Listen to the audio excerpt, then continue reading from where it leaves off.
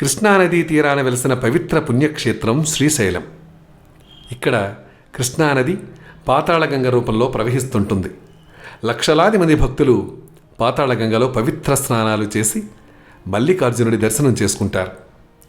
నల్లమల పర్వత శిఖరాలపై కొలువు తీరిన మల్లికార్జునుడు వెలసిన శ్రీశైల పుణ్యక్షేత్రం మన దేశంలోని పురాతన శైవ క్షేత్రాలలో ఒకటి.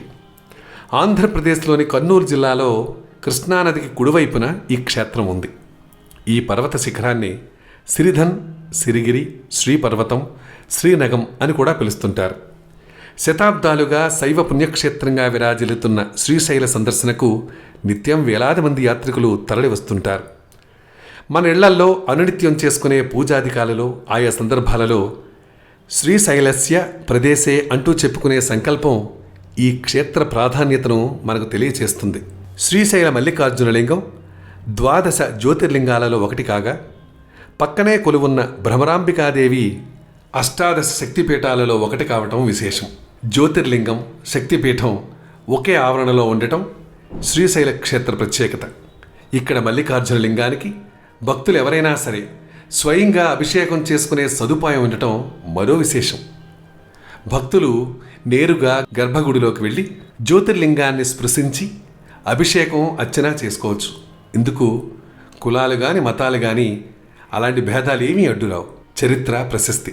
క్రీస్తు శకం 4వ శతాబ్ది కాలం నుంచి శ్రీశైలం ప్రఖ్యాతి చెందింది. ఈ పర్వత శ్రేణిని తొలుత సిరిధన్గా, తరువాత నల్లమలగా పిలుస్తున్నారు. ఈ పర్వత శ్రేణిలో మనకు కనిపించే నాసిక్ గుహలను శాతవాహనుల కాలం నాటి పులోమావికి చెందినవని చరిత్రకారులు చెబుతుంటారు. క్రీస్తు శకం 102 నుండి 130 సంవత్సరాల మధ్యకాలంలో దక్కన్ ప్రాంతాన్ని పాలించిన రాజు పులోమావి. ఆంధ్ర ప్రాంతాన్ని పాలించిన శాతవాహనులు అత్యంత పురాతన రాజవంశానికి చెందినవారు. వారి పాలన క్రీస్తు శకం 3వ శతాబ్ది వరకు కొనసాగింది. ఇక్ష్వాకులు శాతవాహనులకు సామంతరాజులుగా కొన్ని ప్రాంతాలను పాలించారు. ఇక్ష్వాకులనే శ్రీపర్వతీయులని కూడా పిలుస్తుంటారు. వారు నాగార్జున కొండ వద్ద విజయపురిని నిర్మించి దక్కన్ తూర్పు ప్రాంతాన్ని పాలించారు.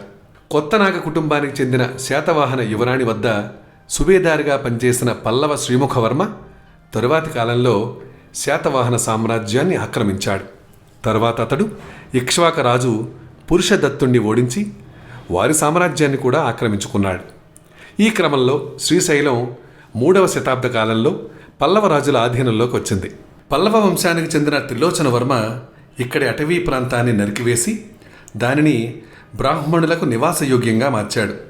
తరువాత కరికాల చోళుడు ఆయన్ని ఓడించి ఈ ప్రాంతానికి రాజయ్యాడు.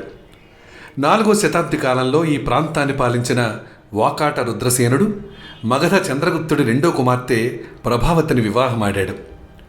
రుద్రసేనుడి మరణానంతరం ప్రభావిత తన 3 కుమారులతో కలిసి ఈ ప్రాంతాన్ని పాలించింది.